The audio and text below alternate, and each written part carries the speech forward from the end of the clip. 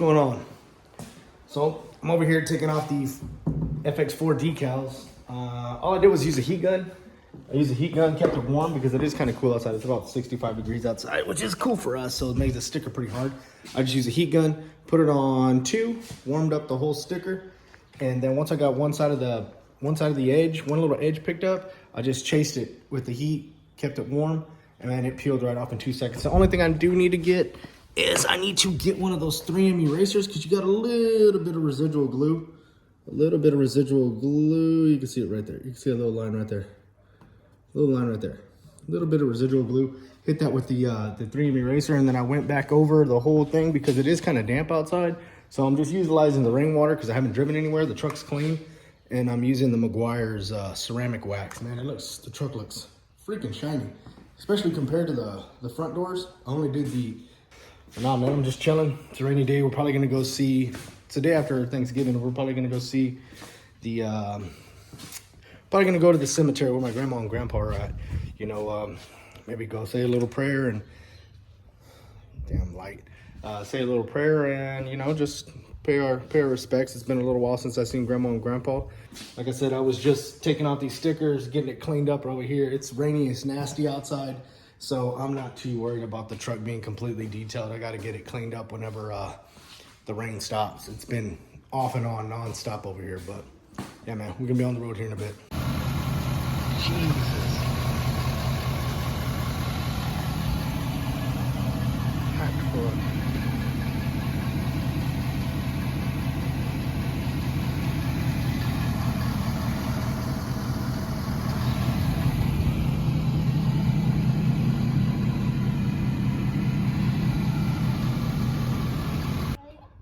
I'm not gonna lie, them Meguiar's ceramic coat, whatever wax, ceramic wax, hybrid ceramic wax is ridiculous.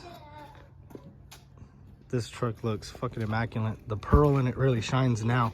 Before it looked just like a bland white, but now you can see the metallic, like kind of the metallic flake, and you can see the pinkish hue inside that pearl. Man, this stuff is crazy.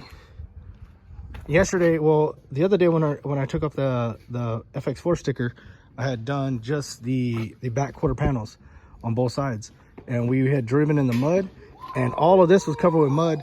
This one had far less mud sticking to it. Everything came off when we were driving with the rain splashing up. But look how much shine this thing's got.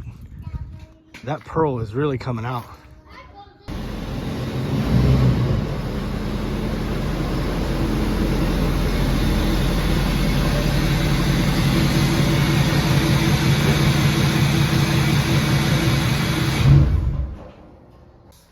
So this may have been the easiest upgrade known to man.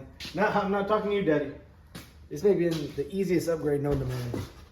What this was I blacked out these pillars, right? So I'm not watching it. I'm talking to the phone. What? I'm talking to the phone. Boy? Yeah, I'm talking to YouTube. Why? You want to be on YouTube? No. You don't want to? Yeah. Okay, good. All right. I'll hit the door with the stick. So it might have been the easiest modification that I could have done to the truck, which I actually thought was going to be super hard. Or not hard, but I always have like anxiety on certain things and in anticipation because I've never done it before. So it's pretty much like window tinting.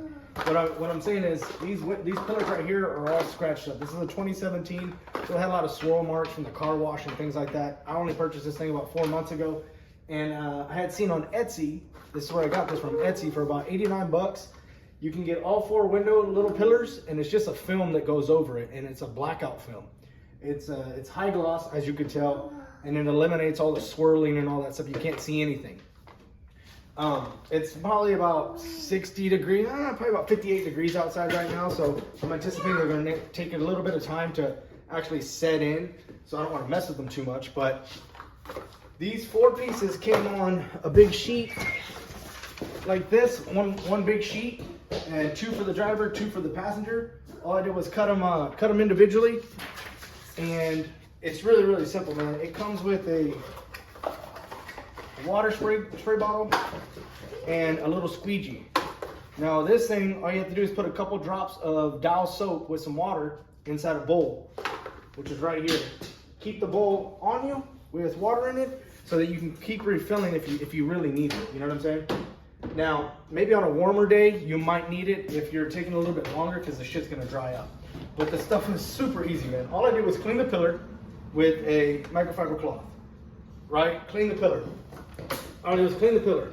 Then I sprayed it down, got it really, really, really wet because it's gonna be oily with this soap. Then I took the film, put it on there, and then as I peel the two top pieces, I didn't put nothing on it, and it gets real sticky. Put it on there, and as you're taking off the back side, you're gonna have the black piece to your front and the white piece to the back. As you're pulling them apart, I just sprayed the back side of the film with the soap, and I kept chasing all the way down as it came down, and then the film itself would float pretty much like on the little puddle of water and soap that's right here. Super easy, man. So you get it to where you want it to match up, where all your little lines match on the borders. You get it there, hold it in place with your microfiber, and then you go down the center. I'll show you. You pretty much take this side down the center, right there. You get a bunch of soapy water out here, and then you just chase out the bubbles. Chase out the bubbles and the little waves in there. Now there's gonna be some waves, not too many bubbles. Now depending on the temperature, you might have a little bit of difference. If you're in somewhere where it's like super humid like here, you might see something different. But like I said, this is not idealistic weather for here in South Texas, but I mean, it came out super clean. Just chase it down, squeegee all your little bubbles out. I used the microfiber towel, and I didn't do it real hard, just do it real lightly. I used the microfiber towel, put it on top of there too. When you have a lot of fluid, and just do the same thing, and it's gonna get some of that fluid out. Then you come back through, I damped it, get the rest of the fluid so that you don't move the film on there, and then just lightly start chasing out all the bubbles. Start chasing out all the bubbles. It's so fucking easy. The only part that gave me a little bit of trouble, which was on the opposite side, where you have your little lock, right here, the little door lock. Everything, it has a cut in it, so you don't have to cut anything. The only part was down at the bottom, it had like where it needed to stretch a little bit. My phone's on the charger, so I'll show you here in a bit. So it's still kind of got like a small little bubble up. But other than that, everything else looks picture perfect, and it's jet black. It's jet black, so it matches the window tint. Looks amazing. Sorry, I had to check on little man. He's riding the four-wheeler around. But yeah, man, it looks great. Like I said, 89 bucks. I was anticipating being a little bit harder because I've never done window tint, but it's the same exact shit as window tint. It's super easy, man. Just keep your hands clean. Like I said, keep the pillar wet and keep adding water if you're having trouble with it lining up. Like I said, I kept the top sticky, and then as I got to where I needed to go, all you have to do is pick it up, wet it a little bit, and boom, it's perfect. Perfect. Super simple, super easy. Maybe took me about 30 minutes, and that's with going inside the house and getting my charger and everything. No time at all, no real effort. On a scale of 1 to 10, on difficulty level, I would give it like a 1.5. The hardest part was that piece over there was frustrating, but that was the very first one I did. So I was a little antsy and pulling on it and stuff like that, but it looks good to me. But yeah, man, it looks great. Like I said, 89 bucks and about 30 minutes of your work. And if you probably have somebody helping you, it'll probably take 15 minutes. No lie, super simple. It comes with everything you need other than the microfiber cloth. That's it. And for the short guys, Harbor Freight, 49 bucks, right? The only reason why I bought this because I got a bunch of stuff I got to do to the motor. This truck's got I think it's 4-inch on it. 3.5-inch, 4-inch. This made it easier for the pillars. Look at that. 40 inches wide, about 2 foot high. Can access everything. Really simple, really easy. Comes in super handy and works wonders. Look at that thing. Works wonders. Perfect. 49 bucks, Harbor Freight. Shit, for 89 bucks, you can't beat it. Like I said, look, from here, can't see shit. Can't see no swirls, you can't see this. But I'm gonna keep messing with it and see if I can get it to completely seal up. And maybe if I hit it with the heat gun, it might go down. Because you know how when you put a little heat, it'll cinch. So we'll see what happens. It'll probably, tomorrow when it warms up, you want to be able to see that thing. I'm going to keep messing with it with that little squeegee that it came with. But other than that, like I said, 30 minutes, 89 bucks, and super simple. I forgot. Also an update on my wheels. So I talked to RimZone or Rims One or whatever it is. Apparently it's 2 to 3 weeks after they place the order from KG1. I thought it was 2 to 3 weeks once I placed the order on RimZone. Well, anyways, so I placed the order on RimZone. For those who don't know the story, I placed the order on RimZone. They called me after a couple days saying that the wheels that I wanted were not available, that they only had the polished version because I wanted the black and the machined. Well, anyways, they went ahead and talked to KG1. KG1 said that they will powder coat the whole thing, so they'll be completely black. They won't have any machining, which is kind of cool because that's originally what the concept I was going for with this truck, just black and white for the most part, right? I didn't think the machining would look good. I mean, it probably would with a lot of the chrome that's on this truck, but yeah, I didn't want too much going on with the wheel. I wanted just solid black. Anyways, apparently what he told me today was that it was supposed to be 2 to 3 weeks after they placed the order with KG1.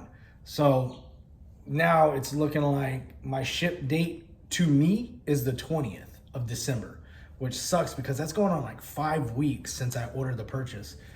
That time frame will be about 5 weeks from when the time I ordered the actual wheels themselves, which is a long duration when you pay close to $7,000 for something. You want it kind of in a timely manner, you know what I mean? But I guess it is what it is. It'll be an early birthday present for myself.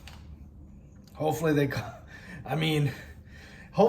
out looking the way I want them, man, because if I have to wait 5 weeks and they don't come out looking good, I'm gonna be pretty pissed. Not gonna lie, I'm gonna be pretty pissed. So I guess when 24x14's coming on some 35 1450s, should look fucking killer on the truck. Should look dope, but I guess we'll see. We'll have to wait till Christmas time. I'll probably be at work anyway, so it is what it is. But just a little update on the wheel and tire situation. Like I said,